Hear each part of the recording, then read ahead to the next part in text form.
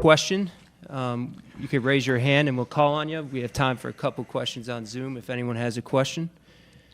Right now, it looks like we don't. So we'll go to questions in the room. Please raise your hand. We'll take a mic to you. Start with Audrey right here. Thank you. Hey, Tom, how are you? Good. How are you doing? I'm good, thank you. Just kind of off the bat, what have been your impressions so far when you look at SMU, and what do you think maybe are some of the biggest challenges they're going to present? Yeah, just impressive offensive unit. Coach Lashley's done a tremendous job there building that program. You just look at the thing that jumps out is their athleticism.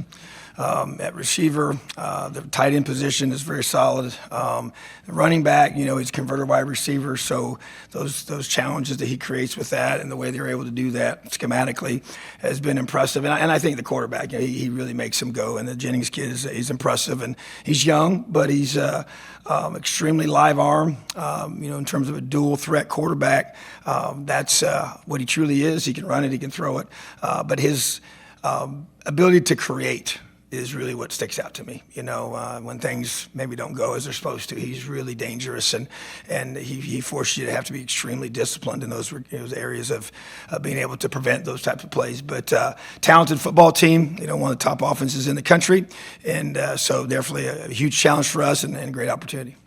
In the front, Bob. Hey, Tom, how are you doing? Good, how are you? I'm good. I wanted to ask you a little bit of a bigger picture question. The adjustment you had to make early in the season going up into the booth, and now working with Dan Connor closely to get everything kind of situated, the calls in. How has that relationship gone with Dan? How do you think it's gone for you, and how big of an adjustment was it? Because I believe you had been on the field yes. most of the time. So how'd that go for you? Yeah, it was an adjustment without question. I think it was a good adjustment, good change. And, Dan and I obviously work very, very closely together. He's a tremendous coach and a great communicator with our players. And that was important, I think, to keep him communicating with them with the mic. To have that, resource for us, I think it was good. Just one less thing for me to even have to deal with, just the button, and just communicating that, and even the crowd level or the noise, in the box compared to on the field, and all that, how it affects the communication with the players. So I think it was, it took a while to get used to, without question. I think just everything in regards to having the mic on the linebacker, having the iPads to evaluate, I think all those things together kind of made, the decision to go up a lot easier. The quality of our staff, guys that I can be able to say, check this, correct that, during the time we're off the field, and the way that's able to be done efficiently with those coaches and their players with the iPads is another reason why it allowed me to feel good about going up top. And I just think just the quality of our players and their ability to handle those adjustments and the things that come off the field. So definitely took some time to get used to, I think, but at the same time, once we got into that new structure of communication, I feel like that we kind of got rolling from there, and it's been a very positive thing. In the middle, John. Hey, Tom. How you doing? What did you learn from the Oregon game that you can maybe apply against a team like SMU or moving forward in the college football playoff? Well, there's no question. I think many valuable lessons to be learned, and without being too specific, because obviously we can play them again, and then obviously other teams can use those things. But at the same time, I think you're always looking to adapt and to learn and grow from things that other team does to you, and puts you in a tougher spot. And obviously we didn't play to our standard, and they did a tremendous job in certain areas that really made that hard. But at the same time, to me, it's about being able to take that information, and it's been directly, a lot of meeting time since then, a lot of a chance to go back and watch and go through and analyze what we can do better to help our guys be in the best position to be successful. So, like I said, I don't want to get too specific because of the obvious reasons, but at the same time, I feel like that anytime a team does some things to you that causes you to have, a struggle defensively and not play the way you want to, which is what I would say that's exactly what happened, especially in the beginning, but I think the bottom line is our guys and we collectively have learned some valuable things from that, and we're going to, utilize those going into this week for sure, without question. In the middle, Seth. Hey, Tom.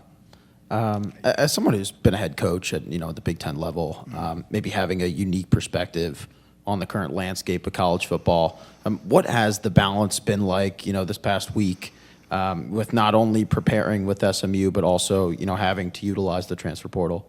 Yeah, I think everybody would agree that there's a lot of things that need to be reevaluated, and we've had been in a lot of those meetings the last couple of years leading up to this, and I think Coach addressed some of these things yesterday. And so bottom line is that we, as a coaches organization and NCAA, has to take a really strong, hard look at the calendar and the flow and how things are happening, and it just creates some negative situations that you really don't want to be placed in, for your team when you have a chance to be.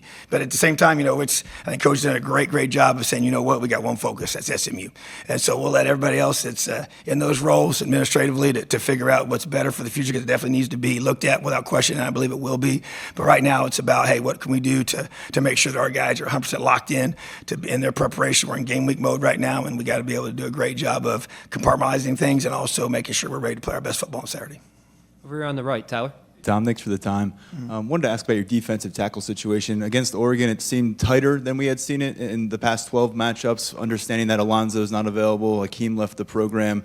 Would you like to be able to go deeper than 3? I know maybe you can't go 5 again, but do you feel like moving into the playoffs, that's a spot you can go deeper than 3? And how would you evaluate Ty Blanding and Xavier Gilliam kind of on the fringe there? Yeah, I'd say that those two guys you want to see step up into the 4th and the 5th spot, and you'd like to have at least 4 without question each week in the playoffs, and you want to be able to have 5 as a bonus guy. So to me, Xavier and Ty are the 2 guys that we're constantly evaluating. Even this week in practice, they're competing for that spot to be the 4th guy, and then be the 5th guy. Obviously, would fall into place there. So you just want to see guys rise up. And I think that depth is important at every position, but especially in your front. Those guys play very, very stressful snaps. When you play on the defensive line, it's physically demanding, mentally demanding, and you got to be, you're getting, hit every single snap, and you're throwing your hands, and you got to be able to be playing at a high level. That's why we rotate those guys in the past. So definitely want to get to 4.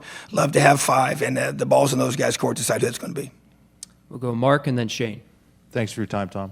You're welcome. How would you evaluate the play of Tony Rojas, a guy who was a high school offensive player kind of moving over to defense? And what do you see as his kind of upside? How much more do you think he can develop? I think he has a tremendous upside. I think, as you mentioned, he's a young player that's still growing and developing. He's got tremendous speed and athleticism and length for the position, and you've seen the flashes of it when it really, really shows at a high level. And I expect him even these next 4 weeks to continue to grow and develop and be very important for his future as well. So, and I think a lot of it is just confidence as a part of as a player, as you learn, what's in the system and you learn to grow. Because as a backer, you got to not just play well, you got to communicate. You got to take on the ownership of making sure everybody around you plays well and is in position to make plays. So Tony's the guy to me that his best football is still in front of him and ahead of him. He's got a tremendous attitude. He works extremely hard. And I want to just continue to see him these next several weeks just keep growing and developing in his confidence and playing with that edge, and we've seen that. We know he has it in him, and it's been now you're looking for just that high level consistency to be able to play at that high level each and every week. That's what I expect from him. That's what I expect from our backers, and to me, he's a guy that's got a bright future. Let's go in the back middle, Shane. Hey, Coach. How you doing? Doing well. How are you? Great. With 2 guys that you got from the transfer portal, A.J. Harris, Jalen Kimber, coming from the SEC, talk about the impact those guys have had on your defense in the secondary, especially getting as far as you have this season. Yeah, they've been huge. I think about Jalen Kimber's just poise. I mean, he just doesn't get phased. He's experienced. He's been, playing this game for a long time, and that's what stuck out to us when we took him, and it's proven to be true. And he's actually been just a tremendous young man in our program. Love what he brings every day. So consistent in his approach to practice, and his play's been that way as well. So you can take a guy like that, and sometimes you take a guy in the portal, you don't always know how they're going to fit into your system, how they're going to play. Once you get him here, and he's been tremendous for us, and I expect him to be a major part of everything as we finish off this season. So and then AJ to me is a young guy. As you kind of have 2 different extremes there, and was 1 year at Georgia and coming here and has a tremendous amount of talent, And I think you kind of even go back and you say consistency is the thing you want to see. And he probably played his best game of the whole season, against Oregon, And so I just felt like that he's got toughness, he's got athleticism, he can cover, and he can do a lot of things that we want our guys to do. So they've been two tremendous additions to our program, and that's what you want to be able to do with utilizing, in my mind, the portal is a chance to be able to maybe fill in some gaps based on where you have maybe some early departures at a position to be able to meet those needs and with that type of player. But to hit on both of those guys, the two guys we brought in, in the secondary, has been really big for us, and I expect them to play, their very best football here these last 4 weeks. Over in the middle, Max, and then we'll go to Zoom. Hey, Tom. Thanks for the time. If my simple addition is correct, SMU has 7 guys who have at least 20 receptions this season. Mm-hmm. Is it more challenging to prepare for a team like that where it's so spread out anybody can hurt you rather than 1 or 2 guys that heading into the scouting report are going to gash you all day? Yeah, I would think that, there's always strength in numbers. And I think it's no different in that, example. And anytime you have more guys that you feel can make plays, for you as an offense, and then obviously we as a defense, more guys we have to defend and take away, So, but the bottom line is that they do have a very talented football team, and they do have many weapons that they can get the ball to. So it forces you to be able to say, hey, man, everybody's got to do his job, which is what you obviously say from the beginning, but it's really more valuable when you say, hey, sometimes you say, if we take this guy away, we're going to be able to do this and that. And so to me, we have to be sound across the board, and everybody is going to matter who you're matched up with, and so, but they've done a great job recruiting to that position. And like you said, they have many guys that can contribute. So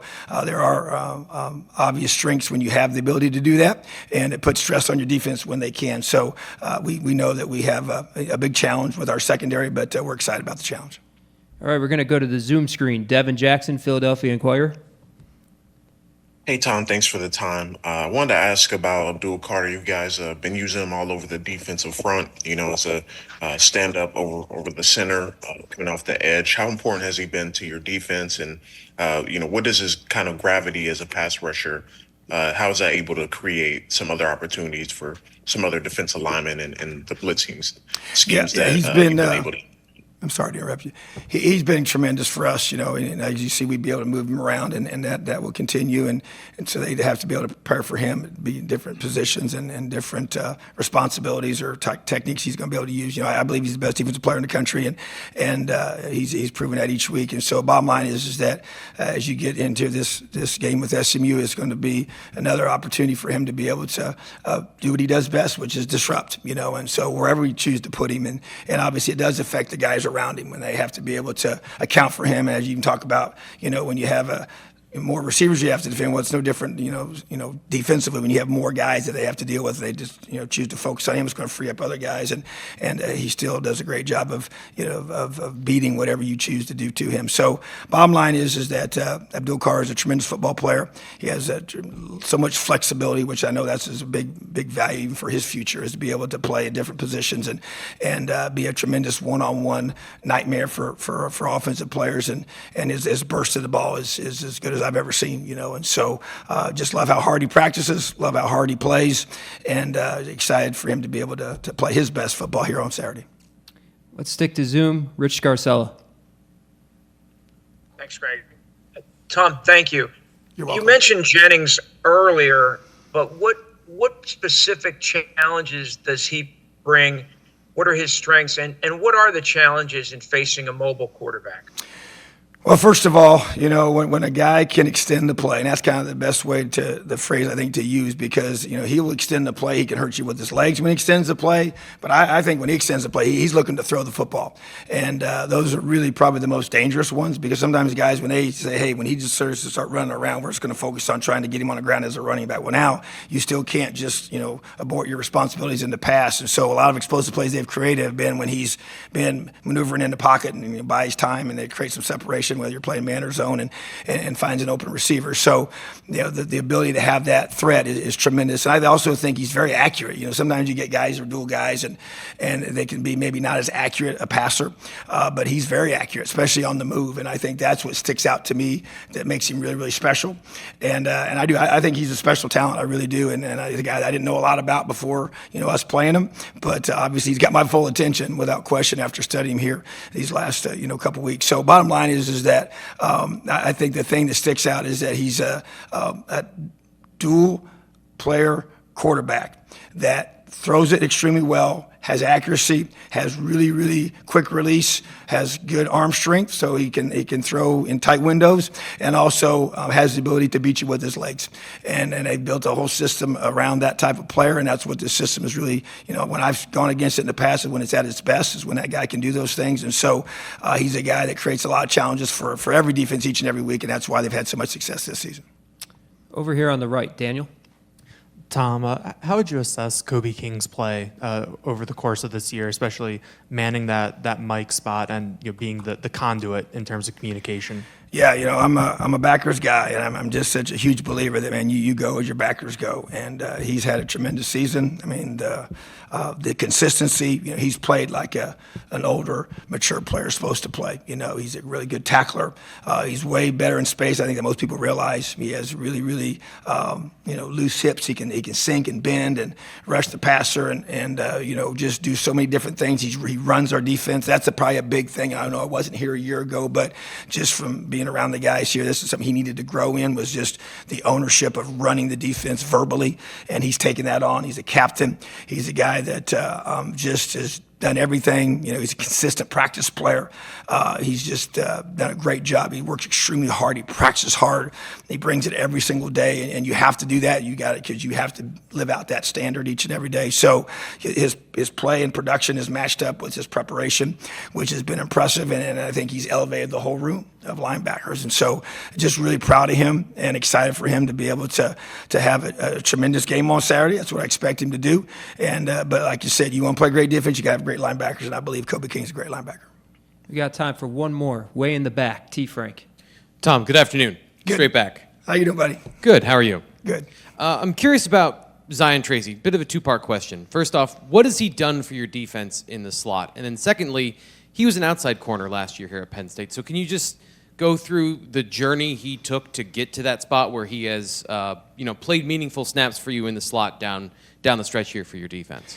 Yeah, he's been, another piece. You guys have mentioned several guys that have been huge for us this year in his development, Coach T has done a tremendous job with him as a player, and then Coach Digg works with him in the lion position, and I think that when we lost KJ, it really kind of created some challenges for us to be able to kind of figure out what this was going to look like moving forward. It took a little bit of time to get to that point, but at the same time, he does give you some tremendous coverage ability at that position, but he also has the ability to tackle. And he can blitz, and he can do all the things that you want that position to be able to do. And there's different ways you play that guy based on his skill set, and you always want to maximize his skills. And he's made some really big plays for us, and that's the expectation going to this weekend as well. But at the same time, I would say he's another guy that, and there was probably a point a couple months ago, and I pointed out, and when I started seeing it in practice, the attention to detail during